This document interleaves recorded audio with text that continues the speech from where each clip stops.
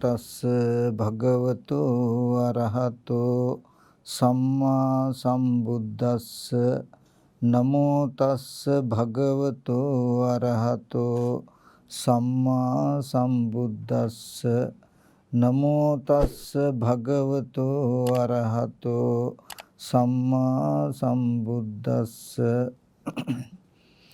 ජානතෝ හං භික්ඛවේ පස්සතෝ ආසවානං khයං වදාමි නෝ අජානතෝ න අපස්සතෝ කිංචි භික්ඛවේ ජානතෝ කිම් පස්සතෝ ආසවානං khයෝ හෝති ඉදං දුක්ඛං ජානතෝ භික්ඛවේ පස්සතෝ ආසවානං khයෝ හෝති ඉදං දුක්ඛ සමුදයෝ ඉදං දුක්ඛ නිරෝධෝ අයං දුක්ඛ නිරෝධ ගාමිනී පටිපදාති ජානතෝ පස්සතෝ ආසවානං khයෝ හෝති.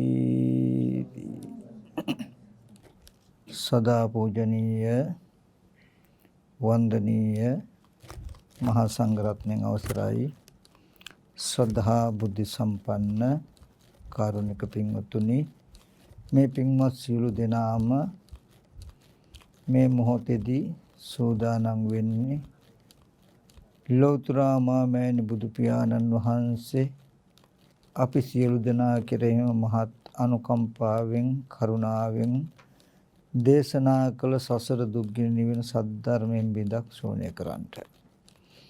ඒ නිසා හැම දිනාම මේ පෙන්නලා දෙන දහම් කරුණු ටික ඊ타ත්ම වමනාවෙන් ඊ타ත්ම ඕනෑකමින් ශ්‍රවණය කරන්නට කියලා මතක් කරනවා. මේ කියලා දෙන්න හදන කරුණු ටික ගොඩාක්ම අපේ ජීවිතයකට වටිනවා. ඉතින් ඒ නිසා හිතේ විතර්ක උපද්දවන්නේ නැතුව මේ කියලා දෙන්න හදන්නේ මොකක්ද කියන අදහස් ඇතුව ඊ타මත් වමනාවේ මේ දේශනාව ශ්‍රවණය කරන්නට කියලා මතක් කරනවා. පින්වතුනි, විශේෂයෙන්ම මම ධර්ම දේශනාව සඳහා මාතෘකා කළේ බුදුරජාණන් වහන්සේ දේශනා කළ ත්‍රිපිටක ධර්මයේ සංයුත්ත නිකායේ මහා වග්ගයේ ආශ්‍රයක්ෂේ සූත්‍රය. ඉතින් විශේෂයෙන්ම මේ සූත්‍රය මාතෘකා කරන්නට හේතුකුත් තිබුණා. වෙනත් දහම් කරුණු ටිකක් කියලා දෙන්න වෙන සූත්‍රයක් කියලා දෙන අදහස තමයි තිබුණේ. නමුත් මේ සූත්‍රයේ තේරුම් කළ දෙන්න ගොඩක් අදහස් උනේ මට පහුගිය කාල වකවානුවේදීම කීප දිනක කතා කරන හැම කෙනෙක්ම කියනවා, ස්වාමීන් වහන්සේ අපි ඉතින් හරියට බණ භාවනා කරනවා, තාම මාර්ගඵල අධිගමයක්වත් ලබා ගන්නට බැරි වුණානේ කියනවා. තව බොහෝ දෙනෙක් කතා කරනකොට කියන වෙන මොකෝවත් නෙමෙයි අපිට සෝවාන්වත් වී ගන්න තිබුණා නම් ඇතිනේ කියන කාරණාව තමයි හැමෝම කියන්නේ. ඊට පස්සේ මට හිතුණා ඒ සම්බන්ධතාවයෙන් ගොඩාක් දෙනෙකුට දැක්මක් ඇති වෙන්න. ඇත්තටම සෝවාන් වෙනවා කියන්නේ මොකක්ද? සෝවාන් වුණොත් අපි දන්නවද?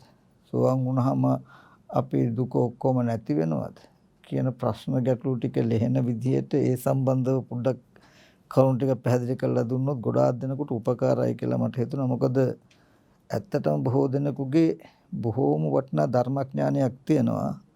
නමුත් අන්වේ ඥානෙ නැතිකමයි ගොඩක්ම හේතුව කියලා මට හිතුණා. ඉතින් ඒ හින්දා අපි මේ කරුණු ටික ගැන වෙලාව ටිකයි තියෙන පොඩ්ඩක් කතා කරමු. මම විශේෂයෙන් මේ ටික මාතෘකා කරන්නට හේතුව ගොඩක් දෙනෙක්ම හිතන්නේ කියන එක දේ තමයි වෙන මුකුත් ඕනේ අපිට සෝවාන් වුණාවත් ඇතිනේ කියන ටික. ඉතින් මම මෙච්චර කාලයකට විවිධ පරයයන් වලින් පෙන්නපු දහම් වල අර්ථ එකට එකතු කරලා කැටි කරලා එක පෙළකට අරගෙන මම කරුණු ටිකක් තේරුම් කරලා දෙන්නම්. සෝවාන් වෙනවා කියන්නේ මොකක්ද කියන දැක්ම ඇති වෙන විදියට. එතකොට බුදුරජාණන් වහන්සේ දේශනා කරනවා, මහණෙනි දන්න කෙනාට දකින්න කෙනාට ආශ්‍රයක්ෂය වීම කියන්නේ. මොකද ආශ්‍රයක්ෂය කෙනෙකුට අපි පහනක් පත්තු කෙරුවත්, මලක් පහනක් පූජා කෙරුවත්, පිනක් කෙරුවත් ඉදම් මේ පුඤ්ඤං ආසෝක්ඛ්‍යවහං හෝතු මට මේ පින ආශ්‍රයක්ෂය කරගන්න ලැබේවා කියලා ප්‍රාර්ථනා කරනවා නේ. එතකොට නමුත් බුදුරජාණන් වහන්සේ දේශනා කරනවා එහෙම ප්‍රාර්ථනාව ඕන නැතුවම නෙමෙයි. ඒකත් යම් උපකාරක ධර්මයක්. නම් බුද්ධෝත්පාද කාලෙක මනුස්ස ජීවිතයක් හම්බෙලා සද්ධර්මයේ තියෙන වටපිටාවක් හම්බ වෙන කෙනෙකුට ප්‍රාර්ථනාව විතරක් ප්‍රමාණවත් වෙන්නේ නැහැ. එතකොට ඒ බඳු කෙනෙකුට තමයි බුදුරජාණන් වහන්සේ දේශනා කරන්නේ මහණෙනි දන්න කෙනාට දකින්න කෙනාට ආශ්‍රයක්ෂය වීම කියමි. මහණෙනි කුමක් දන්න කුමක් දකින්න කෙනාටද? මේ දුකයි මේ දුක ඇති වෙච්ච හේතුවයි මේ හේතුව නැතිකොළොත් දුක නැති වෙනවා. මේ දුක් නැති කරන ප්‍රතිපදාවයි කියලා දන්න කෙනාට දකින්න කෙනාට ආශ්‍රයක්ෂය වීම කියලා. එතකොට අපි ඒ ආශ්‍රයක්ෂය වීම පිණිස පවතින ආකාරයට මේ දුක ඇතිවෙච්ච හේතුව මේ හේතුව නැති කළාම දුක නැති වෙනවා. ඒකට තියෙන මාවත මොකක්ද කියන කාරණාව අපි පොඩ්ඩක් නුවණින් සම්මර්ෂණය කළා බලමු. එතකොට පුළුවන් අපිට මෙන්න මේ ආශ්‍රයක්ෂය සඳහා ප්‍රතිපදාව පුරන්න. එතකොට එතෙන්දී බුදුරජාණන් වහන්සේ දේශනා කළේ දන්න කෙනාට දකින්න කෙනාට මොකද්ද? ඉදන් දුක්ඛ. මේ දුකයි කියලා. එතකොට දුකයි කියන එක අපි හඳුනගන්නේ කොහොමද කියන මම මේ ටික මතක් කළාට සරල උපමාවල් අරගෙන කෙටියෙන් මතක් කරන්නම්. ඉස්සෙල්ලා මම පෙළට අනුරූප පොඩ්ඩ මේ කතා කරන්නේ. ජාතිපි දුක්ඛ, ජරාපි දුක්ඛ, ව්‍යාධිපි දුක්ඛ කියලා දුක එකින් එක විස්තර කරලා බුදුරජාණන් වහන්සේ අවසානයේදී ඒ හැම වචනයක්ම කැටි කළා අරගෙන සංකිට්ඨේන පංච උපාදානස්කන්ධ දුක්ඛ. කෙටියෙන් කියන පංච උපාදානස්කන්ධයේ දුකයි කියන වචන තුල කියනවා මේ පංච උපාදානස්කන්ධය පරිහරණය කරන තාක් ජරා මරණ ශෝක පරිදේව දුක්ඛ දෝමන සුපායාසයන්ගෙන් මිදුනේ නැහැ මිදෙන්නේ නැහැ කියන කාරණාවක් පෙන්නනවා. ඒක නිස්පර්යායකෙන් ගත්තොත් නිස්පර්යායකෙන් කියන්නේ එක ක්‍රමයකට නැතුව සියල්ලම එකතු වෙන විදිහට ගත්තොත් කාමවචරූත් රූපවචරූත් අරූපවචරූත් එහෙම නැත්නම් තුන් භූමියේ අණුවගේ සියලුම ස්කන්ධ ධාතු ආයතන ටික අයිති මේ ඉදන් දුක්ඛං කියපු වචනෙට.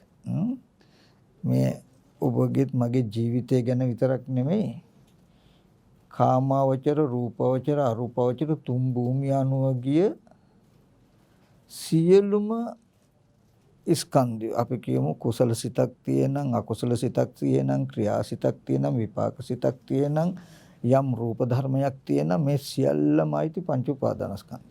සංකිට්ඨේන පංච උපාදානස්කන්ධ කියනකොට බ්‍රහ්ම ලෝකයකට ගිය ජරා මරණය මිදෙලා නැහැ කියන වචනයක් තථාගතයන් වහන්සේ පෙන්වනවා.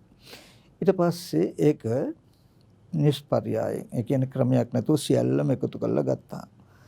තව ක්‍රමයකට ආවහම පංච උපාදානස්කන්ධ දුක්ඛ කියලා කියනකොට එකෙන් මතක් කරනවා කෙනාගේ තමාගේ උපාදානයට හසු ස්කන්ධයන්ගෙන් තමයි දුක එන්නේ කියලා. ඒ කියන්නේ ඔබට අපි කාට හරි හමු වෙච්ච අරමුණක් ඇරෙන්න අපි දන්නා වූ දෙයක් ඇරෙන්න නොදන්නා දෙයකින් දුක එන්නේ නැහැ.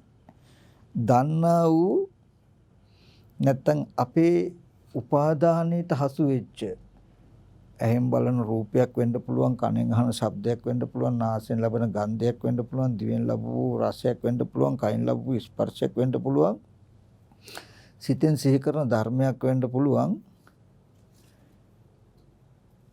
අපේ ඉන්ද්‍රියන්ට හමු වුණාට පස්සේ හමු වෙලා අතහැරුණු ඇතිකමට හම්බ වෙන මෙන්න මේ ටිකටයි කියන්නේ පංච උපාදානස්කන්ධ දුක්ඛ කියලා. උපාදානෙට හිත වූ ස්කන්ධ ටික. එතකොට ඒ දුක්ඛ සමුදය කියලා කියන්නේ ඒ උපාදානස්කන්ධයන් කෙරෙහි කෙනාගේ හිතේ යම් චන්දරාගයක් තියෙන, යම් කැමැත්තක් තියෙන, ඊට බැස ගන්නාකමක් තියෙන, මෙන්න මේ චන්දරාගයට කියනවා දුක්ඛ සමුදය කියලා. මම මේ පෙළ මතක් කරන්න මම බොහොම සරල උපමාවලින් කියලා දෙනවා. ඕකේ. නමුත් අහගෙන ඉන්න.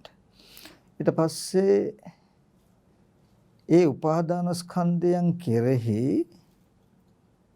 යම් කිසි කෙනෙකුගේ සිතේ ඡන්ද රාගයක් නොවේ නම්, තණ්හාවක් නොවේ නම්, අනේ තණ්හා නිරෝධයට, ඡන්ද රාග නිරෝධයට කියන දුක්ඛ නිරෝධය කියලා. ඊට පස්සේ මේ දුක තණ්හාව නිසා දුක ඇති වෙන්නේ, මේ තණ්හාව නැතිකොළොත් දුක නැති වෙනවා කියන කාරණාව මුල් කරගෙන, එහෙම නිමිති කරගෙන ඊට අනුව හිතනවා නම් ඒකට කියනවා සම්මා සංකප්පය කියලා. මේ විදිහට සම්මා දිට්ඨි සංකප්ප කියලා මේ දර්ශනීයම අරමුණු කරගෙන මෙනෙහි කරන එකට සංකප්පය කියනවා. ඊට පස්සේ ඒ දර්ශනීය දකින්න උපකාර පිණිස වායාම සති සමාධි කියන තැනින් චිත්ත ඒකග්ගතාවයකුත්, වාචා කම්මන්ත ආජීව කියන තැනකින් සීලයකුත් හදා ගන්නවා කියලා.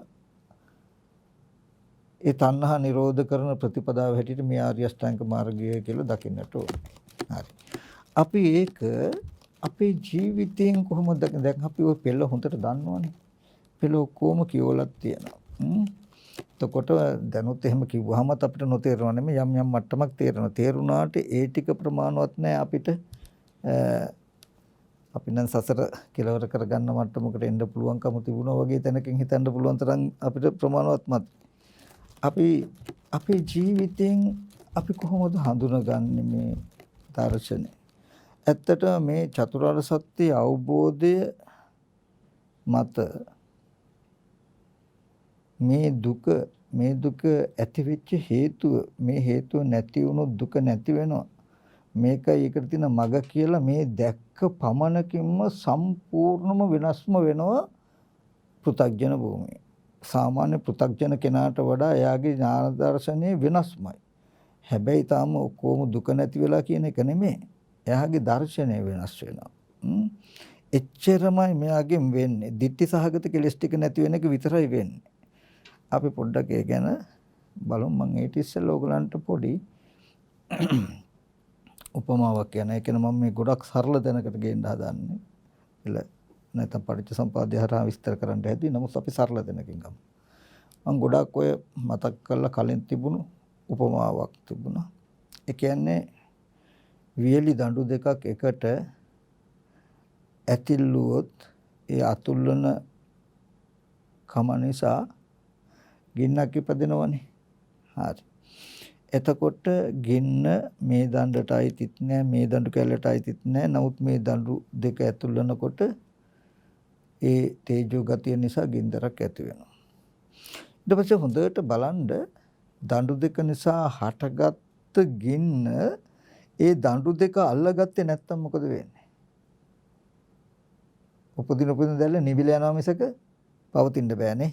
දැන් දඬු කැල දෙක අතුලනට ගින්දක් ඇති වුණොත් ඇති වෙන ගින්නට ඒ දඬු දෙක උපකාර වුණේ නැත්තම් ආපහු පවතින්න බෑ. නමුත් දඬු දෙක ඇතුළුවට පස්සේ ගිනි පුපුරක් හටගත්තොත්, ගින්නක් හටගත්තොත්, හටගත්ත ගින්න ඒ දඬු දෙකම අල්ලගත්තොත් මොකක් වෙයිද? ගින්න නිවෙන්නේ නැහනේ. දඬු දෙක තියෙන තා ගින්න තියෙයි.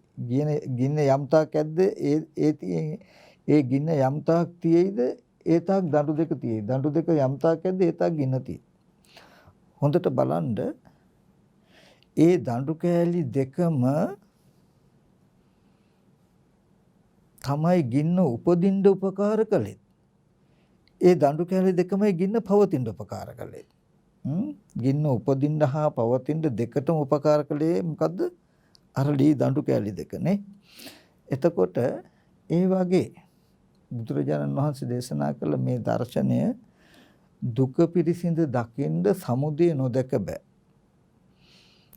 සමුදය දකින්න ඕනේ දුක පිරිසිඳ දකින්න. දුකයි සමුදයයි දෙක දැක්කොත් තමයි නිරෝධය දකින්න වෙන්නේ. දුක්ඛයි සමුදය නිරෝධයයි දැක්කොත් තමයි මාර්ගය දකින්න වෙන්නේ. ඒ කියන්නේ එක සත්‍යයක් අවබෝධ වෙනකොට පිරිසිඳ දැක්කොත් අනිත් ධර්මතා ටිකත් ඉබේම පිරිසිඳ දැකලා. හරි. ඒ වගේ අපිට ලෝකේ දුක එන එක අරමුණක් වෙනද කතා කරපු විදිහටම අපි සරල එකක් ගමු. මම මේ එකක් ගන්නවා, එකක් තුලින් පස්සේ මේ පින්වතුන් බලාගන්න. අපි කියමු අපි වෙනද කතා කරනවා වගේ දැන් රුපියල් 5000 කුලයක් අපි ගාව තියනවා කියලා හිතන්නකෝ. හරි. දැන් අපිට තේරෙනවනේ මේ කුලේ වටිනවා කියලා. රුපියල් 5000ක්. ඇයි මේක වටින්නේ? මේක අරගෙන කඩේකට ගිහිල්ලා අපිට අවශ්‍ය ඕනේ බඩුව ඇහැට බලන්න ඕනේ රූපයක් නම්, කනට අහන්න ඕනේ ශබ්දයක් නම්, නාසයට ඕනේ ගන්ධයක් නම්, දිවට ඕනේ රසයක් නම්, කයට ඕනේ ස්පර්ශයක් නම් ඒ පංචකාමයෙන් ගන්න පුළුවන්. කම තියෙන හින්දා කාම ලෝකෙට ඒක වටි. එතකොට දැන් මේ වටිනා කඩදාසිය 5000 කුලේ හොරු ගත්තොත් හරි, මීයෝ කෑවොත් හරි, වීයෝ කෑවොත් හරි, පිච්චුනොත් හරි අපිට දුක එනවනේ. දුක එනවා. හරිද? එතකොට දැන් මෙන්න මේ කාරණාව දිහා අපි පොඩ්ඩක් බලමු. බුදුරජාණන් වහන්සේ ඔන්න ඔය 5000 කුලයක් අතේ තියාගෙන ඒකෙන් කාම බඩු මුට්ටු අරගන්න පුළුවන්. ඒවා ඒක නැති වුනහම දුක එන මානසික මට්ටමක් තියෙන කෙනාටයි චතුරාර්ය සත්‍ය කියන්නේ. දේශනා කළේ. ඒ වගේ මම දුවදරුවෝ එක්ක ඉඳලා දුවදරුවන්ගේ මූණ බලලා උදේ හවස සතුටු වෙන කෙනාටයි බුදුරජාණන් වහන්සේ මේ ටික පෙන්වන්නේ මේ චතුරාර්ය සත්‍යය මිසක නිකම්ම නිකන් දකින්න එපා. මේ දුකයි කියන එක කියන්නේ දුකේ පරිහරණය කරන කෙනාට. හරි. එතකොට දැන් 5000 කුලේ අපි කියමු දැන් අපි පාරේ යනවා දෙන්නේ. යනකොට එක්කෙනෙක් කෙලින්ම දකිනවා රුපියල් 5000 කුලයක් වැටලා තියෙනවා. දකින්නකොටම ඒක රුපියල් 5000ක් කියලා හඳුනාගත්තා. ඒක වටිනවා ගත්තා. එතකොට ඔන්න දැන් මේ කොලේ ගත්තේ මොකටද? වටිනාකමට ඒක පේන හින්දානේ. වටිනවා කියලා තේරෙන හින්දා. ඊට පස්සේ ඒ කොලේ කොතනක හරි නැති නොවන තැනක හංගන්නේ විනාශ නොවන විදිහට තැම්පත් කරන්නේ මොකක් නිසාද? ඒක වටිනාකමින් පෙනෙන නිසා, වටින නිසා. ඔන්න ඔය වටිනාකමින් පෙනෙන දේ කැඩුනොත්, බිඳුනොත්, නැති වුනොත් තමයි දුක එන්නේ. එතකොට මේ ලෝකේ කෙනෙක් ගත්තාම අසෘතවත් කියලා කියන්නේ යමක් අනිත්‍ය වෙනකොට, වෙනස් වෙනකොට, විපරිණාම වෙනකොට ඒකෙන් දුක එනවා කියලා දුක ගැන අහගෙනත් නැහැ. දුකට හේතුව තණ්හාවයි කියලාත් අහලා නැති කෙනා කෙලින්ම දකිනවා 5000 කුලයක්. හරිද? ඊට පස්සේ ඔන්න ඒකම තව කෙනෙක් දකිනවා. එයාත් දකිනවා 5000 කුලයක්. දකින්නකොටම යාට හිතෙනවා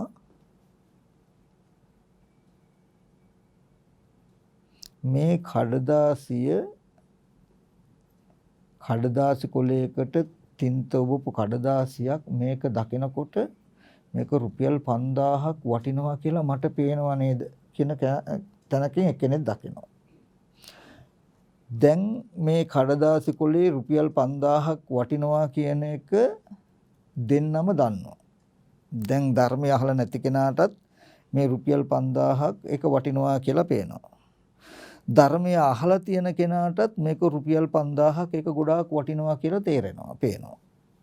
තේරෙනව නේද? හරි. ධර්මය අහලා නැති කෙනා මේ රුපියල් 5000ක් වටිනවා කියලා පෙනුනහම ඒක ආරක්ෂා කරන්න උත්සාහවත් වෙනවා. ඒක කැඩෙන බිඳ දවසට දුක් විඳිනවා. ඒ දුක ඇති කරන හේතුව නැති කරගන්න එයාට ක්‍රමයක් නැහැ. ඒ 5000 වටිනවා කියලා මනසට වටිනාකම දැනෙනකම අයින් කරන්න තැනක් නැහැ. ශ්‍රුතවත් ආර්ය ශ්‍රාවකයාට ශ්‍රුතවත් ආර්ය ශ්‍රාවකයා කියලා කියන්නේ එයා පටිච්ච සමුපාදී ආදී ධර්මය අහලා තියෙනවා. එයා මොකද්ද කරන්නේ? එයා දන්නවා ඇස් ඉදිරි පිටට යම් රූපයක් පහළ වෙනවා නම් පහළ වෙන්නේ අනිත්‍ය වූ දුක් වූ අනාත්ම වූ ස්කන්ධ ටිකක්මයි රූපයක්මයි පේන්නේ. ඇහත් අනිත්‍ය වූ දුක් වූ අනාත්ම වූ ධර්මයක්, රූපයත් අනිත්‍ය වූ දුක් වූ අනාත්ම වූ ධර්මතාවයක්. එතකොට ඇහැට රූපයක් පෙනෙනකොට, ඇහෙන් රූපයක් දකිනකොටම මේ රූපය නැත්තම් ඒ පෙනෙන දේ මේක රුපියල් 5000ක් වටිනව නේද කියන කම කෙනාගේ මනසෙයි චන්දරාග මට්ටමේ සිතක් පහළ වෙන්නේ කියලා අහලා තියෙනවා. වස්තුවක් කවදාවත් හොඳ හෝ නරක වෙන්නේ නැහැ. ඒ අරඹය කෙනාගේ මනස තුල හොඳ හා නරක විදිහේ චිත්තචෛතසික ධර්මයේ උපදින්නේ. එතකොට එයා දකිනවා මේ කොලේ දකිනකොට මේක රුපියල් 5000ක් වටිනවා කියන අදහසක් ඇති වුණා. හැබැයි එයා දන්නවා එයාට තාම දුක නැතුව ඉන්න බෑ. ඇයි එයාට අනිත් කෙනා මේ කඩදාසිය රුපියල් 5000ක් වටිනවාමයි කියලා ගත්තා.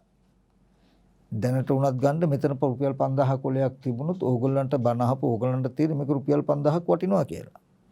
ඔක අපිට තව පොඩ්ඩක් මෙහාට කෙරුවාම තේරෙයි නුවණින් ඒ කඩදාසිය රුපියල් 5000ක් වටිනවා කියන එක අපිට හිතෙනවා. අපිට පේනවා. ඒ කියන්නේ මට පේනවා මේ කඩදාසිය රුපියල් 5000ක් හරි වටිනවා. මේක අරගෙන ඕනම දෙයක් කරන්න පුළුවන් කියලා.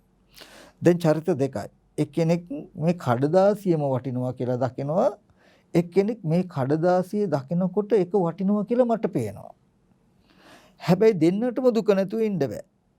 අරයත් කඩදාසිය වටිනවා කියපු කෙනත් කඩදාසිය ඉරුණාම මීයෝ කෑවහම දුක එනවා. හරි. දැන් කඩදාසිය වටිනවා කියලා මට පේනවා. කෙනෙක් දන්නවා කඩදාසිය වටිනවා නෙමෙයි. හැබැයි මේ කඩදාසිය ගොඩාක් වටිනවා කියලා ඒක දකිනකොටම මට වටිනාකමටයි දැනෙන්නේ. ඒ හින්දා ඔය කඩදාසිය නැති වෙනකොට ඒක වටිනාකම තේරෙන හින්දා මට දුක එනවායි කියලා එයා දන්නවා. එතකොට මෙතනදී වෙනසකට තියෙන එක දෙයයි. එක්කෙනෙක් කඩදාසියම වටිනවා කියලා දකිනවා, අනිත් කෙනා කඩදාසිය දකිනකොට රුපියල් 5000ක් මේක වටිනවනේ කියන අදහස මගේ සිතේ යෙදුණා කියලා දකිනවා. දුකට හේතුව තණ්හාව කියන වචනෙන් කියනවා. දැන් අර කොල කෑල්ල කැඩිලා, කොල කෑල්ල වේයෝ කාලා මීයෝ කෑපු නිසා අපි කියමු දැන් මේ පෙවුන එක රූපස්කන්ධය.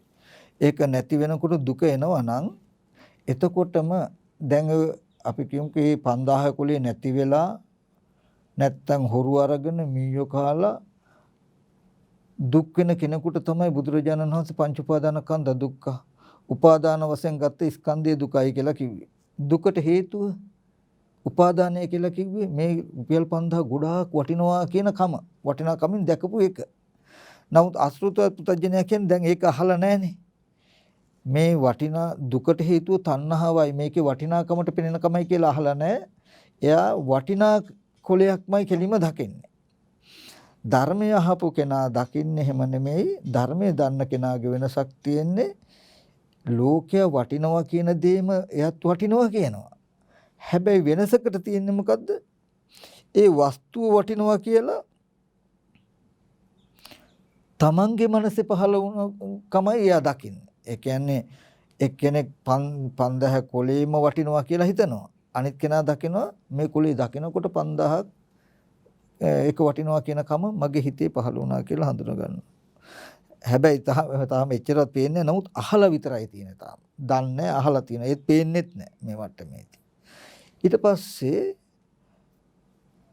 ඔය කොලේ දකිනකොට මේක රුපියල් 5000ක් වටිනවා කියන කම මගේ මනසේ නොයදුනොත් ඒ කොලේ කැඩුණාට මට දුක එන්නේ නැහනේ කියලා දන්නවා. හැබැයි තාම වටිනාකම ගිහිල්ලා නැහැ. දන්නවා විතරයි. එතකොට ඒ සඳහා මේ ආර්ය අෂ්ටාංග මාර්ගයේ වැඩි යුතුයි කියන හතර කෙනෙක් දන්නවා. හැබැයි යාට මුකුත් වෙලා නැහැ කියලා කිව්වේ. අර වගේම වස්තු වටිනාකමටත් පේනවා. ඒ වස්තු නැති වුනහම විපරිණාම වුනහම කෑ ගහලා අඬන තරම් දුකත් එයාට එයි. මොකද ඇයි එයාට තාම අර කෙනාට වගේම මේ පෙනෙන රූපයේ ඇහෙන ශබ්දේ වටිනවා කියලා පෙනෙනකමයි තියෙන්නේ. නමුත් මෙයා ඒ දුකට හේතුව තණ්හාවයි කියන එක විතරක් දකිනකම විතරයි තියෙන්නේ. ලෝකේ කෙනාට දුකයි තණ්හාවයි වෙන් කරගන්න බැරුව එක අරමුණේ එකට තියෙන්නේ. 5000 කුලේ වටිනවා කියලා ලෝකයා දකින තැනක පෙනෙනකම කඩදාසියක් නැත්තම් වර්ණ සටහනක් නැත්තම් පෙනෙන රූපය අනිකක්. ඒ රූපයක් පෙනෙනකොටම ඒක වටිනාකමට පෙන්වනකම චිත්තචෛසික ටිකකින් කරන්නේ. මේ රූපය අරමුණු කරගෙන වටිනවා කියලා චිත්තචෛසික ටිකක් ඉපදිලා නේද තියෙන්නේ කියලා එයා දන්නේ. පෙනෙනවා කියන එක දුක්ඛ සත්‍ය පෙනෙන රූපය. එක රුපියල් 5000ක් වටිනවා කියන හැඟීමක් හිතේ ඇති වෙනවා නම් ඒ වෙලාවේදී ඒක තමයි යාගේ හිතේ පහළ වෙච්ච චන්දරාගය. එතකොට මේ දුක ඇති වෙච්ච හේතුවත් එයා දැක්කත් නොදැක්කත් එකට ඇති වෙලා යෙදිලා තමයි මේ රුපියල් 5000ක් කියලා එයාටත් පේන්නේ. නමුත් එයා ඒක දන්නේ. නමුත් ආර්ය ශ්‍රාවකයා කියලා කියන්නේ යම් කිසි කෙනෙකුට පුළුවන්කමක් තියෙනං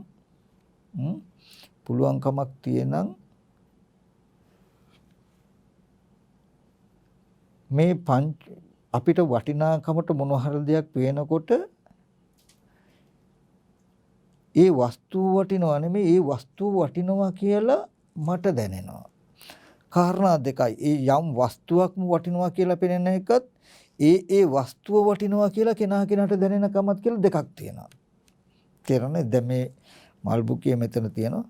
කෙනෙකුට හිතෙන්න පුළුවන් මේ මල් ටික හරිය ලස්සනයි කියලා. කෙනෙකුට හිතෙන්න පුළුවන් මේ මල් ටික ලස්සනයිනේ කියලා මට හිතෙනවා. මට පේනවා මල් ටික ලස්සනයි කියලා දැනෙනවා. එතකොට මල් ටිකම ලස්සනයි කියන එකයි මල් ටික ලස්සනයි කියලා තම තමන්ට තේරෙනවා කියන එකයි දෙකක්. ඒ වගේ මේක අපි කියමු මේක වටිනවා කියලා මේ මල් බුකිය හරිය වටිනවා ඇති නේද කියලා කෙනෙක් හිතනවා. කෙනෙකුට මේ මල් බුකිය දකින මේක නම් ගොඩාක් වටිනවා ඇති. එතකොට මේක වටිනවා ඇති කියලා තව කෙනෙකුට හිතෙනවා. එතකොට කියන එකයි දෙකක්. ඒකෙන් ගත්තේ මේ මල් බුකියම වටිනවා කියන තැනකටපත් වෙච්ච කෙනාට ඒ වටිනා දේ නැති වෙනකොට දුක් විඳින්න විතරයි ඉතුරු වෙලා තියෙන්නේ. දුක ඇති වෙන ඒ වටිනාකම අයින් කරන්න තැනක් නෑ යාට.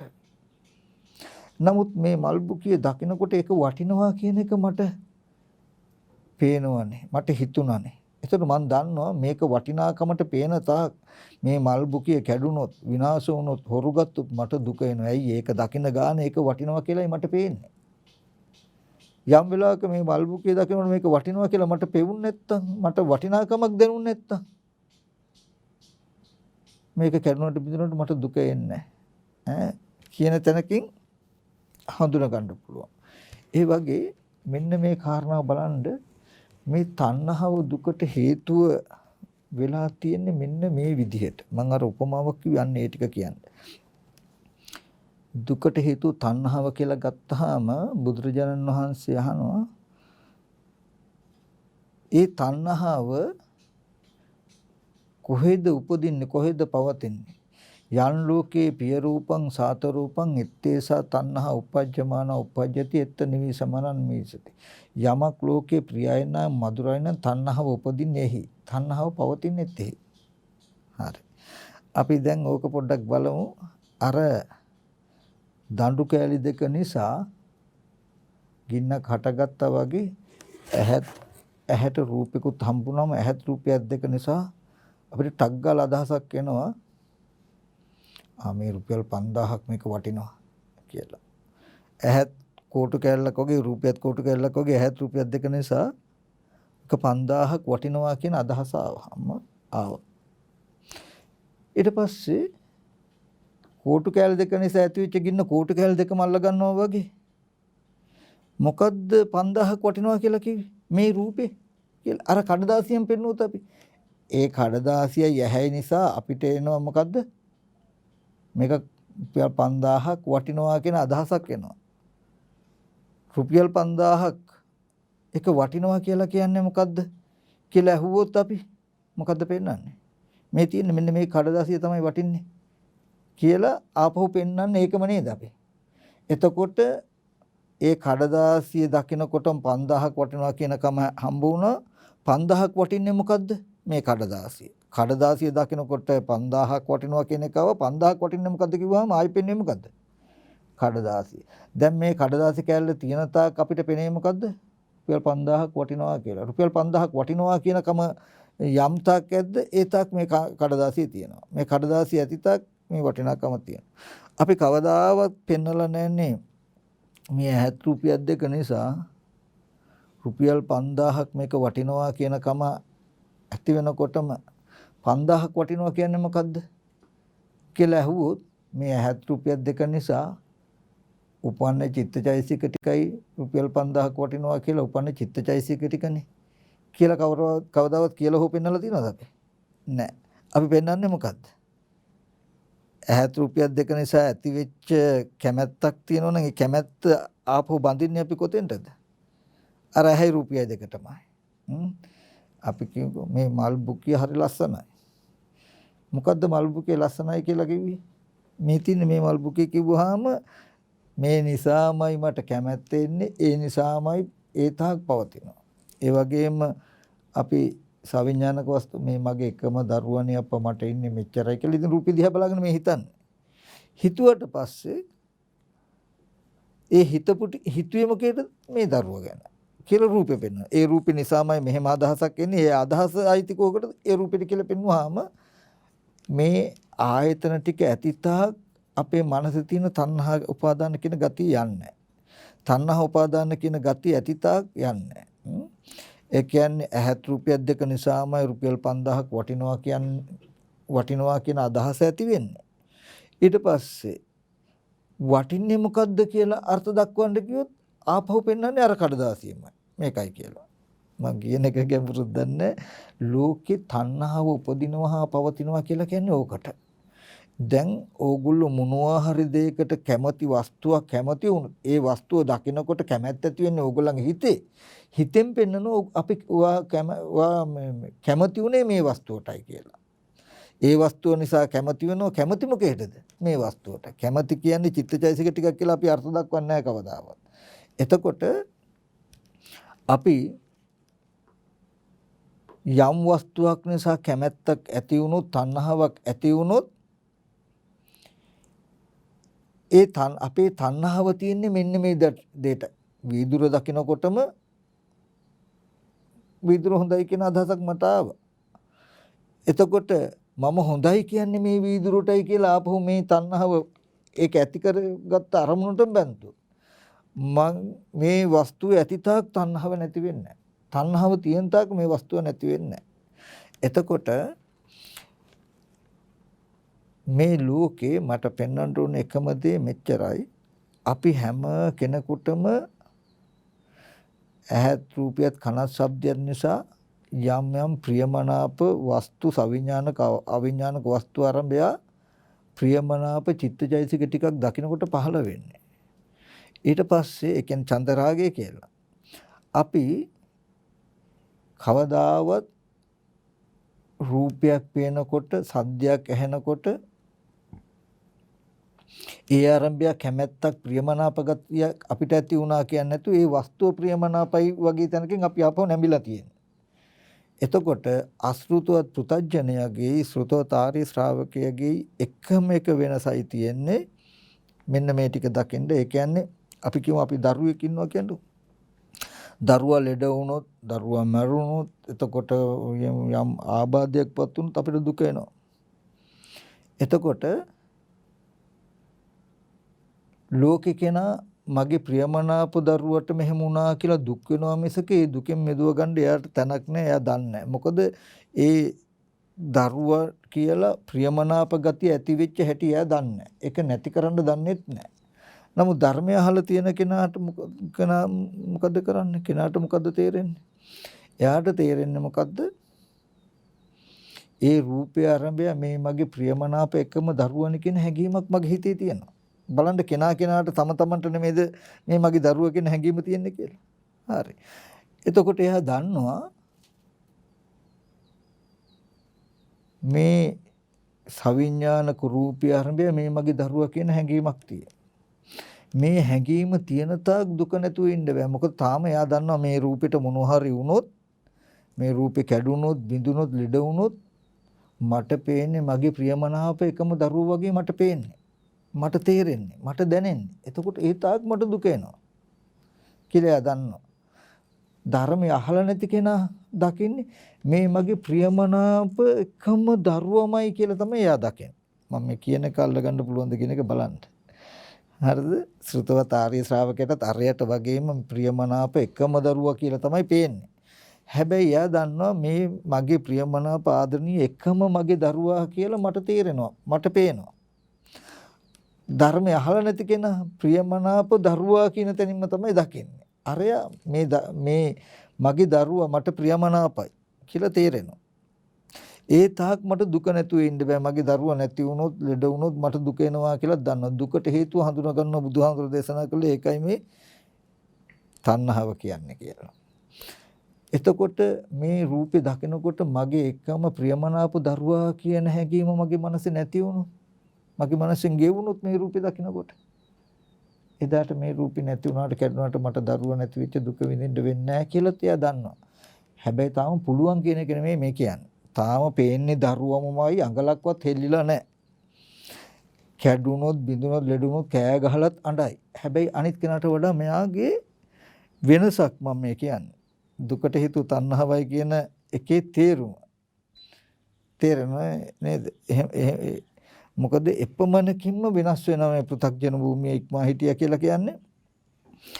එතකොට මෙයාට මගක් තියනවා මේ රූපේ දකිනකොට මගේ ප්‍රියමනාප දරුවා කියන විදිහේ චන්දරාගයක් මගේ මනසේ දිලයි තියෙන්නේ කියන එක හඳුනගෙන තියෙනවා. හැබැයි සිහිය නැති වෙච්ච ගමන් දරුවමම තමයි.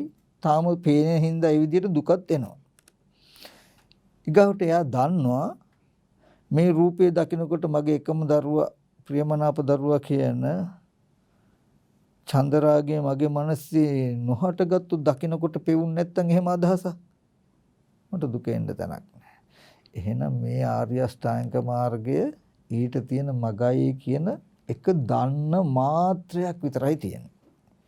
දුක හෙල්ලිලවත් නැහෙලිලා කියන්නේ එයාට ditthi සහගත නෑ. දැන් අපි කියමු මෙහෙම මේ කන බොන ආහාරයෙන් හැදුණු කුණු පොකොටස් ටිකකින් යුක්ත සතර මහා ධාතු මේ දර්ශනේ තියාගෙන සතිපට්ඨානේ වඩන්න කියලා කියන්නේ එතකොට හොඳට ඔප්පු වෙනවා මේක. ආහාරයෙන් හැදුණු රූපයක් තමයි ඇස් ඉදිරි පිටට එන්නේ. හැබැයි එහෙම එනකොටම ධර්මයේ දන්න කෙනාටත් නැති කෙනාගේත් ඇස් ඉදිරි පිටට එන්නේ කන බොන ආහාරයෙන් හැදුණු කුණු පොකොටස් ටිකක් වූ සතර මහා ධාතු රූපේ. එක්කෙනෙකුට ධර්මය අහලා නැති කෙනාට මේ මගේ දරුවා කියන අදහස එනකොට ඒ අදහස ආපු රූපෙටම නැඹුරු වෙනවා. මේ තමයි කියලා බාහිර රූපෙම අල්ල ගන්නවා. ඔන්න එයාට වෙන මාර්ගයක් නැහැ, තැනක් නැහැ, ප්‍රතිපදාවක් එන්න තැනක් නැහැ. දුක විතරයි එන්න ක්‍රමයකට තියෙන්නේ. දුක මොකද මේ ප්‍රියමනාපදේ අනිත්‍ය වෙන ලෝකේ කවදා හරි නැති වෙනව. නැති වුනහම දුක් විඳින්න විතරයි එයාට ඉතුරු වෙලා තියෙන්නේ. මුකුත් කරන්න බෑ. නමුත් ශ්‍රුතවත් ආර්ය ශ්‍රාවකයාගේ දර්ශනෙන් යුක්තයි කියන කෙනාගේ පොඩි වෙනස යාට වඩා තියෙන. ඒ කියන්නේ මුළු මහා දුකක් නැති වෙලා මහා සහනයකටපත් වෙලා මේ සැහැල්ලුවකට ඇවිල්ලාම නැහැ තාම. ඒ කියන්නේ එයා දන්නවා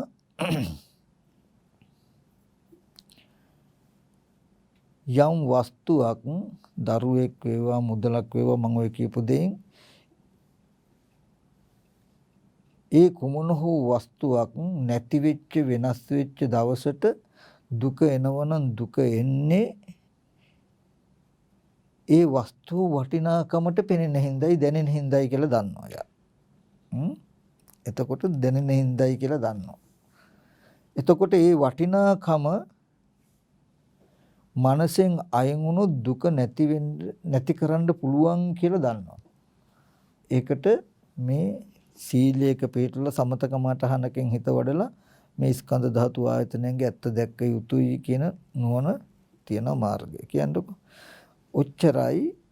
නමුත් දුක් විඳිනවා කියන තැනදී තාම ලෝකයා දුක් විඳින විදිහටම මෙයාට අර සවිඥානික වස්තු වල චන්දරාගයේ තියෙන දුක එනවා.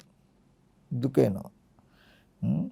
මේ මගේ දරුවා කියලා පෙනෙනකම තියෙන තාක් දුක් නොවින්නේ. අනිත් කෙනා දුක් වෙන්නේ මේ මගේ දරුවා කියනකම හින්දානේ. මෙයාට දුක් විඳින්න වෙන්නේ මේ මගේ දරුවා කියනකම හින්දාමයි. නමුත් වෙනසකට තියෙනවා මෙයා තමන්ගේ දෝෂයක් නිසායි දුක එන්නේ කියන එක හඳුනගෙන තියෙනවා. අරය තමන්ගේ දෝෂයක් නෙමෙයි බාහිර වස්තුවක් වටිනා වස්තුවක් විනාශ වෙච්ච නිසා දුක එන බවක් තමයි එයා හඳුනගෙන තියෙන්නේ. එතකොට දැන් අපි කිව්වොත් මේ විදිහට දකින්න කෙනෙක් ගත්තොත් ඒ කියන්නේ දැන් කන බොන ආහාරයෙන් හැදුණු කුණුප කොටස් ටිකකින් යුක්ත සතර මහා ධාතුන් යුක්ත රූපය දකිනකොට මට පුද්ගලයෙක් කියලා හිතෙනවා. මට හිතෙනවා පුද්ගලයෙක් කියලා. තව කෙනෙක් ඔක දන්නේ නැතුව කන බොන ආහාරයෙන් හැදුණු කුණුප කොටස් ටිකක් තියෙන සතර මහා ධාතු රූපයම පුද්ගලයෙක්මයි කියලා නැඹුරු වෙනවා. මේ තණ්හාව කියන්නේ මේ වගේ කෙලෙසයකටමයි මේ ditthිසහගතව නැඹුරු වෙන එක. එතකොට නමුත් ධර්මයේ අහලා තියෙන ශ්‍රුතවතාරි ශ්‍රාවකය කියන්නේ එයා හොඳට රූපස්කන්ධය ගැන අහලා තියෙනවා කියන්නකො. චත්තාරෝච මහ භූත චතුර්ණංච මහ භූතං උපාදාය රූප. සතර මහා ධාතුයි සතර මහා ධාතු නිසා එන උපාදාය රූපයි කියලා අහලා තියෙනවා. එතකොට කන බොන ආහාරයෙන් හැදුණු කුණුප කොටස් ටිකකින් යුක්ත පඨවි ආපෝ තේජෝ වායෝ කියන මහා භූතයන්ගෙන් පරිමිත වූ මේ රූපයක් තමයි ඇස් ඉදිරි පිටට එන්නේ. එනකොට ඒ රූපේ කෙනෙක් කියලා දකින්නකමයි ඒ රූපේ දකිනකොට කෙනෙක් පුද්ගලෙක් කියලා හිතෙනවා කියන කමයි දෙකක්. එතකොට දැන් ශ්‍රුතවත් ආර්ය ශ්‍රාවකයා දකිනවා කියන්නේ දන්නවා ඉස්සෙල්ලාම. හොඳටම පේන්නේ නැහැ.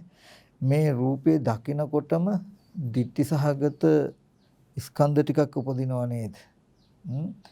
නැත්නම් Taman තුල මේ පුද්ගලික සත්වයක් කියන හැඟීමක් ඇති වෙනවා. අසෘතවත් පුතඥය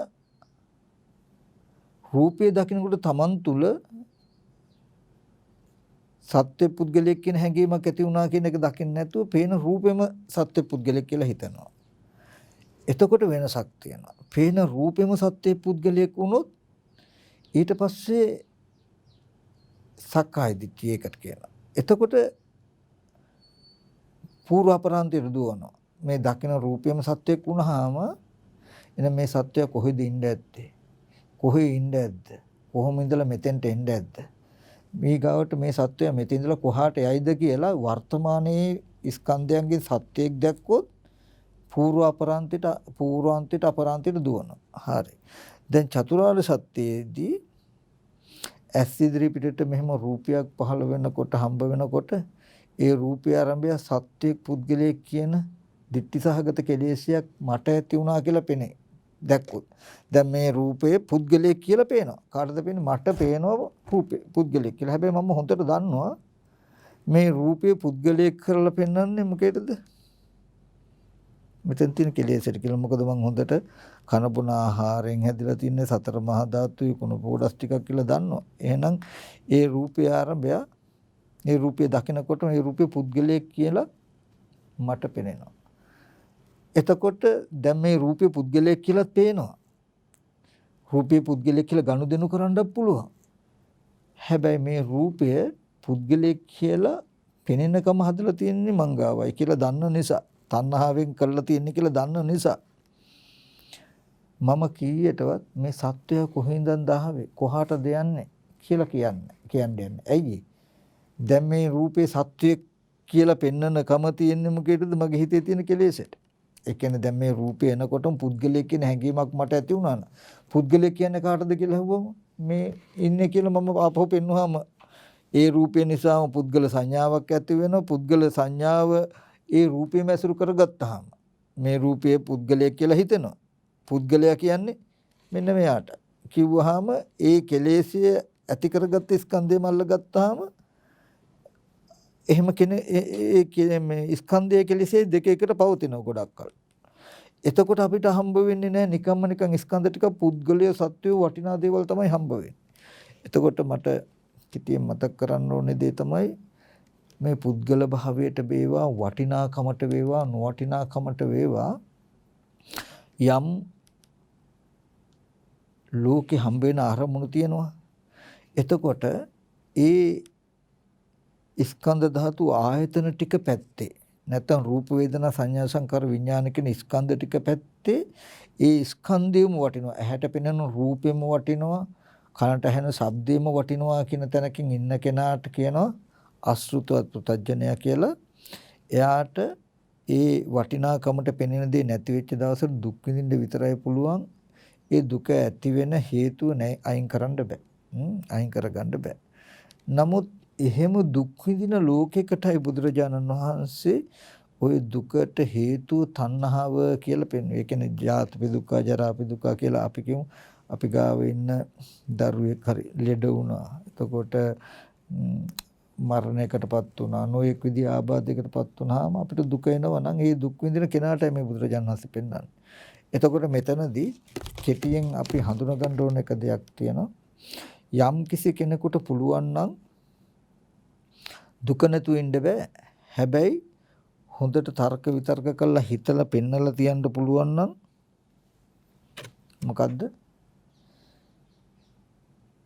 යම් තාක් මේ ලෝකේ වටිනා කියන දේවල් තියෙනවා කියලා අපිට දැනුණා නම් ඒ වස්තු වටිනවා නෙමෙයි ඒ දේවල් වටිනවා කියලා අපිට දැනෙනවා කියන තැනින් හඳුනා ගන්න පුළුවන් නම් එතකොට ඒ තමන් හොඳට දකින්න තාම දුක නැතුව ඉන්න බෑ. ඇයි ඒ වස්තු වටිනවා කියන එක තාම පේනවනේ. මේ පුටුව වටිනවා, ඔරලෝසුව වටිනවා කියලා බලන ගානේ පේනවා. පුටුව වටිනවා, ඔරලෝසුව වටිනවා කියන එකයි ඔරලෝසුව වටිනවා, පුටුව හරි වටිනවා කියලා කෙනා මට දැනෙනවා කියන එකයි දෙකක්. අන්නේ වෙනසයි මෙතනදී ඕනේ මම කියන්නේ. හරිද? දැනගන්න ඕනේ එච්චරයි. මේ ditthi සම්පන්නයි කියන තැනකදී පේන්නේත් එච්චරයි. එයාට ලොකු මේ වස්තුව කැඩුනහම බිඳුනා කියලා දුක නැතුව ඉන්න පුළුවන් කියන තැනකට ඇවිල්ලා නැහැ සෝවන් වුණා කියලා. නැත්නම් මේ දර්ශනයෙන් යුක්තයි කියලා. මේ එයා දන්නේ එක දෙයයි මොකද්ද? මේ දුකට හේතුව තණ්හාවයි කියන එක දන්නවා එච්චරයි. ඒකද මතක් වුණොත් මතක් කළොත් නැත්තම් ඒද අමතකයි. ඒද මේක වටිනවා කියන තැන ආශ්‍රව කියන්නේ මේ වස්තුව වටිනවා කියන තැනින් තමයි ගනුදෙනු කෙරෙන්නේ. හැබැයි සිහි කරනකොට ඒක ඇත්තයි යාට. සිහි කරනකොට හොඳට පිළිහිට හිටින්න පුළුවන්. මේ වස්තුව වටිනවා නෙමෙයි මේ වස්තුව වටිනවා කියලා කෙනාට දැනෙනවා කියන තැනක. එතකොට ඒ වගේ මෙතනදී මේ චතුරාර්ය සත්‍යම කියන්නේ ඉදන් දුක්ඛං කියනකොට යම්කිසි කෙනා සිහි කරගන්න ඉදන් දුක්ඛං කියනකොට අපේ චන්ද රාගයට හසු වෙච්ච. ඒ කියන්නේ මට දුව පුතා වෙච්ච රන් රිදී මුතුමැණික් කියලා හම්බෙච්ච මිල මුදල් කියලා හම්බෙච්ච බඩු භාණ්ඩ කියලා මගේ ඇහැ කන දිව නාසය ශරීරය කියන මේ ආයතන ටිකට හම්බ වෙලා අපේ තණ්හා චන්දරාගේ යෙදිලා අතෑරිච්ච අරමුණු වලට තමයි උපාදානීය ධර්ම කියලා කියන්නේ. උපාදාන කන්ද කියලා කියන්නේ. උපාදාන කන්ද කියලා කියන්නේ උපාදානයේට හිත ස්කන්ධය දුකයි. මේ පුටුව හරි වටිනවා කියලා තණ්හා වශයෙන් ගණ්ඩ දැන් පුටුව ගොඩාක් වටිනවා කියලා හිතෙනවා. වටිනවා කියලා හිතන එක මට තණ්හාව. පුටුව වටිනවා කියලා උපාදාන වශයෙන් ගත්තා. මගේ උපාදානයේට හිතයි මොකද්ද? මේ වස්තුව. මගේ උපාදානයේට හසු වෙච්ච ඒ වස්තුව කැඩෙන බිඳෙන දවසට මට දුකයි. මේ මගේ එකම දරුවා කියලා මට ගන්න පුළුවන් උනේ මේ රූපේ. එතකොට මගේ එකම දරුවා කියන එක උපාදානය. ඒ උපාදානයට හසු වුණේ මොකද්ද? මේ රූපේ. මේ දරුවා කියලා තමයි ගත්තේ. ඒතර උපාදාන කන්ද දුක්ඛ. මගේ උපාදානයට හසු වෙච්ච මේ මගේ එකම දරුවා කියලා හම්බ වෙච්ච ඒ රූපය මට දුකක්. ඇයි ඒ රූපේ කැඩුනොත්, බිඳුනොත්, වෙනස් වුනොත්, විපරිණාම වුනොත් දුකයි. දුකට හේතුව ඒ ආරම්භයේ තියෙන චන්දරාගය. මගේ එකම දරුවා මේ හොඳ පුටුවක්, මේ ලස්සන මල් බුකිය, මේක රුපියල් 5000 කියලා දැනෙන කම තමයි දුකට හේතුව. අපිට ඒ තණ්හාව කියලා හම්බ වෙන්නේ නැත්තේ ඒ තණ්හාව ඒ ආයතන තණ්හාව ඇතිකරන්න උදව් වෙච්ච ආයතන ටිකම අල්ල ගන්න හින්දායි මේ දුකට හේතුව තණ්හාව කියන එක අපිට පේන්නේ නැත්තේ. ඒ කියන්නේ පුටුව දකින්නකොට මේ පුටුව හරි හොඳයි කියන අදහසක් ආවහම මට ගොඩක් හොඳ උනේ මොකද්ද මේ පුටුවනේ කියලා හොඳයි කියන්නේ පුටුව. පුටුව දකිනකොට හොඳයි කිව්වේ පුටුව කියලා මේ ඇති වෙච්ච කෙලෙසේ මේ වස්තුව බදාගත්තට පස්සේ චිත්තජයසික පේන්නේ නැතුව මේ තියෙන්නේ. එහෙමයි අපිට මේ දුකේම අපි බැසගෙන තියෙන්නේ. ඒ නිසායි ලෝකයට සිහි කරන්නේ දුකට හේතුව තණ්හාවයි කියලා. තණ්හාවෙන් ඒ කියන්නේ ඒකම අල්ලගත්ත නිසා අපි කියමු කෝටු කැලි දෙක එකට අතුල්වනකොට ඇති වෙච්ච ගිනි දැල්ලට තණ්හාව කියලා කියන්නේ. ඒ ගින්දරම ඒ කෝටු කැලි දෙකම ඒ වෙලාවෙම බදාගත්තොත් ඒකට උපාදානය කියන්නේ. ඒ වගේ මේක රුපියල් 5000ක් වටිනවා කියලා 70 රුපියල් දෙක නිසා වටිනාකම ඇති වෙන එකට තණ්හාව කිව්වොත් ඊට පස්සේ වටින්නේ මේ කොලේ 5000යි කියලා ආපහු වටිනාකම කඩදාසියට තැබුවොත් ඒකට කියන්නේ උපාදානය කියලා. මගේ මේ පුටුව හරි මේක දකිනකොට මේ පුටුව වටිනවා කියන අදහසක් ආවා. ඊට පස්සේ වටිනාකම මම ඒක දිහා බැලුවා හරි වටිනවනේ පුටුව එහෙනම් කියලා. එතකොට උපාදාන. ඒ වගේ අපිට මේ දුක ඇති කරන හේතුව තණ්හාවයි කියන වචනේ කිව්වට අපි ඔහේ කිය යනවා. නමුත් ඒකෙන් කියන්නේ වෙන මොකුත් නෙමෙයි. යම් ද්‍රව්‍ය කාරණා කැඩිලා බිඳිලා ප්‍රියමනාප දේවල් විනාශ වෙලා දුක් විඳින ලෝකයටයි පෙන්වන්නේ දුකේ ඉන්න කෙනාටයි බුදුරජාණන් වහන්සේ පෙන්වන්නේ ওই දුකට හේතුව තණ්හාව කියන එක. 5000 කොලයක් අතේ තියනවාගෙන ඉන්නවා නම් සල්ලි අතේ තියාගෙන ඉන්නවා නම් ඒ කෙනාට කියනවාද කතාව. ඔය කඩදාසිය නැති වුණොත් මිනිහ කැවුත් දුක එනවනම් දුක එන්නේ දුකට හේතුව තණ්හාව. එතකොට අසෘතවත් පෘතජ්ජනය කියලා කියන්නේ එයාගේ ලක්ෂණය තමයි හැම වෙලාවෙම බාහිර භෞතික වස්තුම හම්බ වෙනව වටිනා නොවටිනා කමට.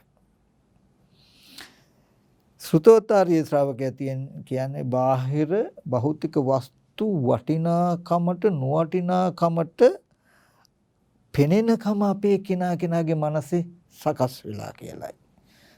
එයා අසෘතවත් පුතඥයන්ටත් බාහිර භෞතික වස්තු වටිනවා කියලා පේනවා. ශ්‍රුතවත් ආර්ය ශ්‍රාවකයටත් බාහිර භෞතික වස්තු වටිනවා කියලා පේනවා. ආර්යයට බාහිර භෞතික වස්තුම වටිනවා. මෙයාට බාහිර භෞතික වස්තු වටිනවා කියලා මට පේනවා, මට තේරෙනවා. දෙන්නටම දුක නැතුව ඉන්න බෑ තාම. දෙන්නටම මේ වටිනා දේ නැති වුනහම ආර්යයත් දුක් විඳිනවා, මෙයත් දුක් විඳිනවා. ඇයි? හොඳට හිතලා බලන්න. දැන් අපිට මේ දේ දකිනකොටම මේක හරි වටිනවා කියන එක යෙදෙන්නේ මගේ මනසේ තමයි. නමුත් වටිනවා කියලා පේන්නේ මේ වස්තුව වටිනවා කියලා නම් පේන්නේ. එහෙනම් උක නැති වෙච්ච දවසට දුක එනවා කියන එක තියෙනවා. ඉතින් එතෙන්දී මම ඕගොල්ලෝ හැමෝටම කියන එක දෙයක් තියෙන්නේ. කෙටියෙන් ගත්තහම බුදුරජාණන් වහන්සේ පෙන්වන්නේ පෙර අවිද්‍යා කර්මයට විපාක ස්කන්ධ ටිකක් හැදිලා ඒ විපාක ස්කන්ධ ටිකේ ප්‍රතිසන්දි විඥානයේ ඉඳලා මේ ආයතන ටික හැදෙන තැන හැදිලා රූප ශබ්ද පෙන්වන තැන දක්වාම විපාක ස්කන්ධ ටිකක්. ඒ විපාක ස්කන්ධ ටිකට තණ්හා උපාදාන කියන මේ කෙලෙස්යේ යෙදිලා තම තමන්ට ලෝකය හැදිලා තියෙන්නේ. ඒ කියන්නේ තම තමන්ටයි මේකේ වටිනාකම් පේන්නේ. කෙටියෙන් එක දෙයක් ඕගොල්ලන්ට හොඳට හිතලා තීරණය කරන්න පුළුවන් නම් ඒ කියන්නේ මේ ලෝකෙ තුල වටිනා කියන දේවල් හම්බ වෙනවා නම් වටිනා කියන දේවල් හම්බ වෙන තාක් ජරා මරණ දුක් විඳින්න වෙනවා කියලා දකින්න. දුකට හේතුව දකින්න මොකද්ද? වටිනාකමට හම්බ වෙන බව. එතකොට ඒක කාරණා දෙකයි. කාරණා දෙකක් කිව්වේ අසෘතවත් පුතඥයටත් වස්තු වටිනාකමට හම්බ වෙනවා. එයාටත් ඒ නිසා දුක එනවා. හැබැයි දුක නැති කරන්න ක්‍රමයක් නෑ එයාට. ශ්‍රුතවත් ආර්ය ශ්‍රාවකයාටත් වස්තු වටිනවා. වටිනාකමට තේරෙනවා, පෙනෙනවා. හැබැයි ඒ වස්තු වටිනවා කියන කම කෙනාගේ මනසේ තියෙන කෙලෙසයකටයි පේන්නේ කියන එක විතරයි එයා දන්නේ. ඒ වුණාට තාමත් එයාට දුක නැතුව ඉන්න බෑ හැබැයි. එයාට මොකද දැන් Tamanට පේනවා නම් මේක කෝටි ගණක් වටන මැණිකක් කියලා. කෙනෙක් මේක කෝටි ගණක් වටන මැණිකක් කියලා දකින්න ඒ හින්දා ඒකට ගොඩක් ආදරේ. අනිත් කෙනා දර්ශනයක් තියෙන කෙනා දකින්න මේක දකින්නකොට කෝටි ගණක් වටන මැණිකක් කියන අදහස මට ඇති වෙනවා. කියන එක දන්නවා. එයත් අන්නහයි වයි අරකට තව. ඒ හින්දා මේක ගෙවා ගන්න බෑ. එයත් පරිස්සම් කරනවා තාම. අර වස්තු. ඒක නැතිනොට එයාට දුක එනවා. නමුත් වෙනසක් තියෙනවා. එයා දන්නවා මේක. දුක නෙමේ ගල දකින්නකොට කෝටි ගණක් වටිනා මණිකක් කියන හැඟීම මගේ හිතේ යෙදුන්නේ නැත්තම් වටිනාකම. මේක රකින්න එකේ දුකවත් තියාගන්න එකේ වෙහෙසවත් පරිස්සම් කරන එකේ වෙහෙසවත් නැති වුනහම එන වෙහෙසත් නැති වෙනව නේද කියලා තේරෙනවා. ඒකට කරන්න ඕනේ මෙන්න මේ මාර්ගයයි කියලා තේරෙනවා. තේරුණාට සමහර විටක මේ මට්ටමේ මේ ඉන්නවා. නමුත් වෙනසක් තියෙනවා. ඒ වස්තුවම වටිනවා කියන එක සහ ඒ වස්තුව වටිනාකම තම තමන් කෙරෙහි යෙදෙන්නේ කියලා දකිනවා කියන එක විතරයි චතුරාර්ය සත්‍ය දන්න කෙනාගේ වෙනස. දුකට හේතුව තණ්හාවයි කියන වචනෙන් කියන්නේ යමක් නැති වෙලා විනාශ වෙලා දුක් වෙනකොට වටිනාකමට පෙනිලා ඒ දුකට පත් කරපු වස්තුව නැති වුනහම දුකට පත් කෙරුවේ තම තමන්ගේ හිතේ තියෙන ඒ වස්තුව අරඹ තියෙන වටිනාකමින් කියන කාරණාව දකින්න විතරයි පෙන්වන්නේ. අසෘත පුතඥය කියලා කියන්නේ එහෙම එකක් කවදාවත් අහලවත් නැහැ, දන්නෙත් නැහැ. කෙලින්ම 5000 කුලෙම දන්න වටිනවා. දරුවම වටිනවා, පුටුවම වටිනවා කියන තැන මිසක තියෙන්නේ ඒට එහාවක් දන්නේ. එහෙම තියෙන තැනක මෙයා පොඩි දියුණුවක් තියෙනවා. පොඩි නෑ, ඒක ගත්තාම විශාල පරාසයකට යනවා. නමුත් මේ දුකට හේතුව තණ්හාවයි කියනකොට මේ ආරම්භය චන්දරාගය තමන්ගේ මනසේ කියලා හඳුනා ගන්න. ඉතින් කෙනෙකුට පුළුවන් නම් ඔන්න ඔය ටික තේරුම් ගන්න. ඒකින් ගාට මතක් කළේ අපිට ධර්මයකින් පිහිටක් නැහැ, තේරෙන්නේ නැහැ කියන තැනකින් දුක් වෙන්න ඕනේ නැහැ. තාම අපේ හිතේ දුක ගෙවුනේ නැති වුණාට දුක එනවා වුණාට නමුත් දුක ගෙවෙන්න පුළුවන් න්‍යායකට ඇවිල්ලා තියෙන්නේ. ඉතින් කියලා දෙන්න කරුණු ගොඩාක් තියෙනවා. නමුත් මේ වෙලාව ඉක්මලා නිසා කෙටියෙන් මතක් කළොත් දුකත් දුක ඇති කරන හේතුව තණ්හාවත්, තණ්හාව නැතිකලු දුක නැති වෙනවා කියන කාරණාව ගත්තාම ලෝකේ වස්තුවක් වටිනාකමට පෙනෙනකොට ඒ පෙනෙන වටින වස්තුව වටිනවා කියන කම හදලා තියෙන කෙනාගේ මනසෙයි කියන එක දකිනකම තමයි ශ්‍රුතවතාර ශ්‍රාවකයන් නැත්තම් දර්ශනීය යුක්තයි කියලා කියන්නේ. භෞතික වස්තුවම වටිනවා කියලා දකිනකම තමයි අශෘතවත් පුතඥය කියලා කියන්නේ. මේ චතුරාර්ය සත්‍ය අවබෝධය ඇති වුණොත් මෙන්න මේ පෘථග්ජන භූමිය ඉක්මවා හිටපු මෙන්න මේ ඥාන දර්ශනේ තියෙන තැනට එනවා. එතකොට මෙන්න මේ ටික දකින්න කෙනාට තමයි ආශ්‍රයක්ෂය වීම කියන්නේ. ආශ්‍රව කියන්නේ මොකද්ද කියලා කියන්නේ වෙන්නේ අපිට සම්මාදිට්ඨිය තේරුණොත්, සම්මාදිට්ඨිය තේරෙන්නේ ආශ්‍රව තේරුණොත්. එතකොට ආශ්‍රව ටික කියලා දෙන්න වෙලාවක් නැහැ දැන්. නමුත් මෙන්න මේ දර්ශනය තියෙන කෙනාට ටිකෙන් ටික හරි වටිනා වස්තු ඇසුරු වෙන ගතිය ටික ටික අඩු වෙනවා. වස්තුව වටිනවා කියලා මනසේ සිහි කළ බලන්න වස්තුව වටිනවා කියන කෙලෙසි අයින් වෙනවා. ආන් ඒ විදිහට අපිට කවදා හරි දවසක දුකෙන් මිදෙන්න තියෙන්නේ. ඕකර තමයි සතිපට්ඨාන තියෙන්නේ. රූපයේ කායානුපස්සනාවෙන් රූපය බලන්න. ඊට පස්සේ රූපයක් හම්බ වෙන චිත්තානුපස්සනාවට හිත තියන්නකො. හොඳට හම්බ වෙයි. ඉතින් මේ පින්වත් සියලු දෙනාට මතක් කරනවා මෙන්න මේ වගේ කෙනාගේ ජීවිතයෙන් දැකලා තම තමන්ගේම දුකේ නිවීම, දුකේ මිදීම මේ ජීවිතයේදී මෙතනදිම හදා ගන්න පුළුවන් කමක් තියෙනවා.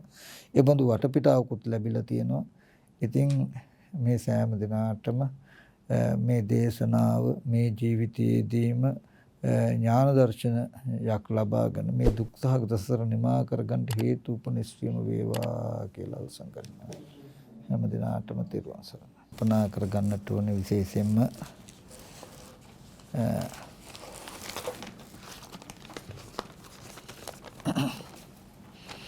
අපේ දිසානායක මහත්මයා ඒ නෝන මහත්මිය හැම මේ පින්වත් පිරිස සියලු දෙනාම බොහෝම ශ්‍රද්ධාවෙන් මේට 3 මාසයකට ඉස්සෙල්ලා මේ ස්ථානයට ඇවිල්ලා මහා සංඝරත්නයට බොහෝම මේ සිත් පෙරදරිව ශ්‍රද්ධාවෙන් ආරාධනා කළා. ස්වාමීන් මේ වස් 3 මාසේ මේ විහාරස්ථානයේ වස්වසන්ට අපි සිව්පසෙන් අප උපස්ථාන කරනවා කියලා ඒ කිව් පරිදිම මම දන්න විදියට බොහෝම වෙහෙස මහන්සි වෙලා නොයෙක් වැඩ කටයුතු කාරණා තිබුණත් එක දවසක්වත් Tamanගේ ඒ යුතුයකම් කොටස අතහැරෙන්නට නොදී බොහෝම ශ්‍රද්ධාවෙන් මහා සංඝරත්නය මම ආයනය කරමින් තුන්රුවන් මම ආයනය කරමින් ස්වාමීන් වහන්සේලාගේ සැප දුක් සොයා බලමින් පුළුවන් ආකාරයකට ඒ සව්පසෙන් අප උපස්ථාන කළා.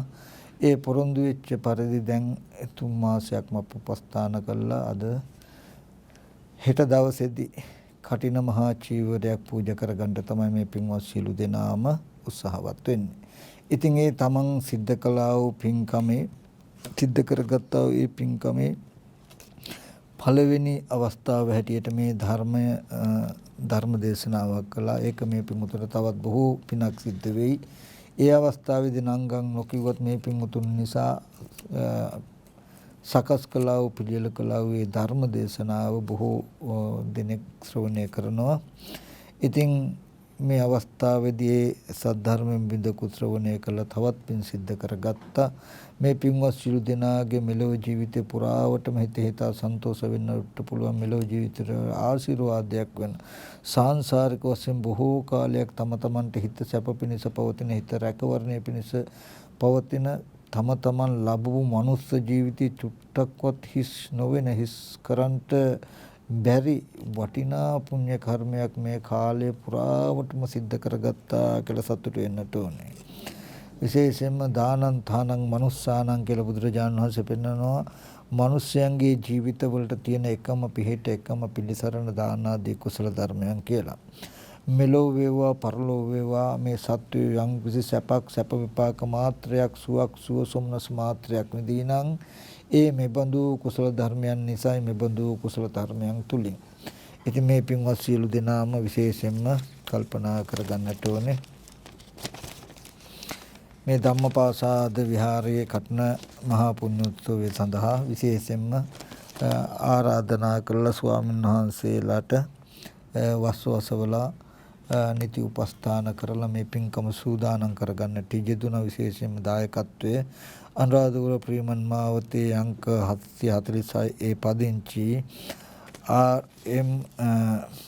චනුල බණ්ඩාර රණබහුව අපේ මහත්මත් ආර්.එම්. චනමේ යසෝධ්‍ය රණබහුව මෙතනියත් ඇතුළු දරුවන් ඇතුළු රණබහුව පවුලේ සියලුම දෙනාත් ඒ වගේම දිනිති බස්නායක ජීවන්ත බස්නායක දරුවන් ඇතුළු බස්නායක පවුලේ සියලුම දෙනාමත් ඒ වගේම කුසුම් දිසානායක මෑණියන් එච්.එම්. සුමනාවති මෑණියෝ ඇතුළු මේ පින්වත් සියලු දෙනා තමයි මහා සංඝරත්නය අරමුණු කරගෙන නොඑක ආකාරයකින් අප උපස්ථාන කළ සංඝ උපස්ථාන කුසලයන් මේ ජීවිතේ කාලය පුරාවටම ජීවිතයට එකතු පහදු කරගෙන බොහෝ කුසල් සිද්ධ කරගත්ත ඒ සියලු දෙනාගේ දායකත්වයේ මුසු කරගෙන උපකාරත්වයෙන් අද ධර්ම දේශනාව සිද්ධ කළා. ඒ වගේම හෙට දවසේ සියලු දෙනාගේම සහභාගීත්වයෙන් යුක්තව කටින චීවරය පූජා කරන්නට බලාපොරොත්තු වෙනවා. ඒ කටින චීවරයේ කාණ්‍යසංශ මම මෙතෙන්දී මතක් කරන්නේ නැහැ. හෙට දවසේදී ඒ පිළිබඳව අහගන්න පුළුවන් වෙයි. කෙටියෙන් ගත්තොත් පඨවි සාගරෝ මේරු khයන් යන්ති යුගක්ඛේ කප්පානි සත සහස්සානි සංගයේ දින්නනසති කියලා ධර්මයේ සඳහන් වෙන්නේ. යුගයක් ඇවෑමෙන් කල්පයක් ඇවෑමෙන් මේ මහ පොළොවත් මහා ජල සාගරයේ සමුද්‍රයත් මහා මේරු පර්වත ආදී ඊටමත් ඝන බල වස්තු විනාශ වෙනවලු. උපමාවක් පෙන්නනවා කපුරු පෙත්තක් ඇවුලුවාම අලුවත් දැලිවත් ඉතුරු වෙන්නේ නැහැ වගේ මේ තරම් ඝන බල වස්තු යුගයක් ඇවෑමෙන් කල්පයක් ඇවෑමෙන් විනාශ වෙලා යනවා. ඒවැ අලුවත් දැලිවත් පෙනෙන්නේ නැති තත්ත්වයටපත් වෙනවා. ඒ වගේ කප්පානි සත සහස්සානි ඒ වගේ කල්ප 100,000ක් ගියත් 100,000 කියන්නේ ලක්ෂයක් සංගේ දිනනනසති සංගය උදෙසා දුන්නු දෙයක් නැති වෙන්නේ නැහැ. ඒතකොට මේ පින්වතුන් බොහෝම ශ්‍රද්ධාව ඇති කරගෙන පින්කම් කරන්නට ඕනේ. අපි මතක් කළොත් අපි බුද්ධ පූජාව තියනකොට අපි මේ පිළිමේ මැටියෙන්ද රිදියෙන්ද යකඩෙන්ද කියලා බලන්න. අපි බුදුහාමුදුරුවෝ කියන බුද්ධ සංඥාව සිහි කරගන්න උපකාර කරගන්නවා.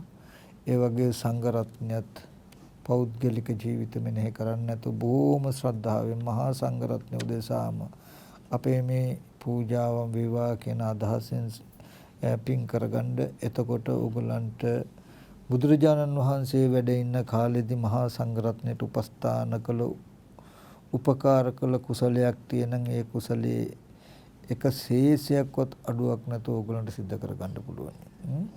ඒ නිසා කල්පනා කරගන්න මේ සියලුම ආකාරයෙන් පහළ කරගත්තා සියලුම කුසල ධර්මයම ලෝකයේ සම්බුද්ධ ශාසනයක් මේ පින්වතුන්වත් මේ පින්වතුන්ගේ ගෙවල් දොරවල් රැකිරක්ෂා දිස්ත්‍රාන්ට අධිග්‍රහිත වූ ශාසන මාම්කිෂ්ඨකාරක සිල් දෙවියෝ මේ පින් අනුමෝදන් වෙත්වා දෙවියන්ගේ දිවේශුරු වඩා වර්ධනය කරගනිමින් දෙවියොත් පතන බෝධියකින් උතුම් නිවන සැනසෙත්වා කියලා සාදු කියලා දෙවියන්ට පින් ඒ වගේම කල්පනා කරගන්නට මේට සහ සම්බන්ධ වෙච්ච මේ පින්වත් සියලුම දෙනාගේ නම් මෙන්නසේ කාල යාත්‍රා කළා වූ තම තමන්ට ඇඟලේ කිරිකල් අපේ හැදු වැඩු මවුරු දාඩිය මහන්සිය සපල පෝෂණය කළ පියවර හොඳ නරක ආදම යහපත් මාර්ගයේ දු කල්යාණ මිත්‍ර ගුරුවරු ආදී යම්තා ඥාති සමූහයක් සිටින ඒ සියලු දෙනාමත් මේ පින්වතුන්ගේ පින් බලාපොරොත්තු සසරගත ඥානිත්වය නිසා යම් ඥාති සමූහයක් පින් බලාපොරොත්තු සිටින ඒ සියලු ඥාතින් මේ පින් අනුමෝදන් වෙත්වා ඒ අය දුකක සිටිනන් දුකෙන් අත් මිදී සපවත් භාගයටපත් වීමෙන් උතුම් නිවන සැනසෙත්වා කියන අදහස ඇතු ඉදම්මේ ඥාතිනම් හෝතු ගාතාව කියලා පින් අනුමෝදන් කරන්ට ඉදම්මේ ඥාතිනම් හෝතු සුඛිතා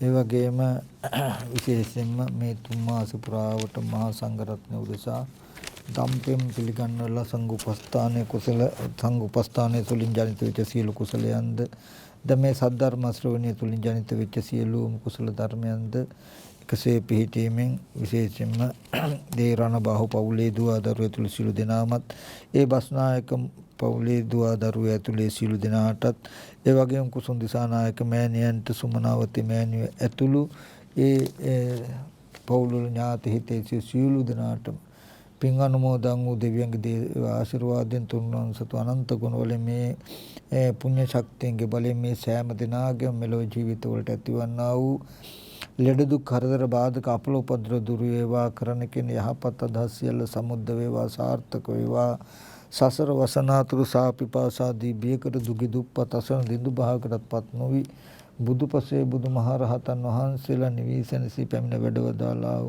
උතුම් අජරාමර නිර්වාණ සම්පත්තිය සාක්ෂාත් කරගන්නට මෙම කුසල ධර්ම මේ සෑම දිනාටම උතුම් නිවන් පිණිස පාරමිතාවක් වෙත්වා